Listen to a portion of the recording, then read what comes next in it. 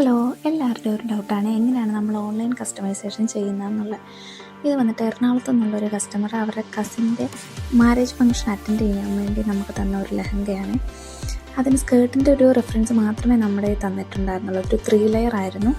പിന്നെ അവരുടെ ഒരു ഇയറിംഗ് ഉണ്ടായിരുന്നു. അതൊരു നോർത്ത് ഇന്ത്യൻ സ്റ്റൈലിൽ വരുന്ന ഒരു നല്ല സ്റ്റോൺ വർക്കൊക്കെ വന്നിട്ടുള്ളൊരു ഇയറിംഗ് ആയിരുന്നു. അത് വെച്ചിട്ടൊരു നല്ലൊരു ഹാൻഡ് വർക്കും കൂടെ ആഡ് ചെയ്യാൻ പറഞ്ഞു.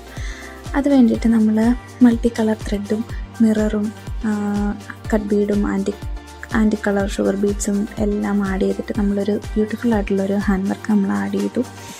അതിൻ്റെ നെക്കിലും സ്കേർട്ടിൻ്റെ വേസ്റ്റ് ബാൻഡും പിന്നെ നമ്മൾ ദുപ്പട്ടയുടെ നെക്ക് പോർഷനും മാത്രമായിരുന്നു നമ്മൾ ഹാൻഡ് വർക്ക് ആഡ് ചെയ്തത്. ടോപ്പ് വന്നിട്ട് നല്ലൊരു ലീഫ് ഡിസൈനും അതിൽ ഫിനിഷിങ് കിട്ടാൻ വേണ്ടി നമ്മൾ പൈപ്പിങ്ങും ആഡ് ചെയ്തിട്ടുണ്ട്. സ്ലീവ് വന്നിട്ട് ട്രാൻസ്പെറൻ്റ് ആയിട്ടുള്ള ഒരു പഫ് സ്ലീവ്, എൻഡിലൊരു ഇലാസ്റ്റിക്കും ആഡ് ചെയ്തു. ടോപ്പിൻ്റെ എൻഡ് വന്നിട്ടൊരു ഇൻവേർട്ടഡ് പീ, പിന്നെ ബൈക്ക് ഓപ്പണുമാണ് നമ്മൾ ആഡ് ചെയ്തേക്കുന്നത്.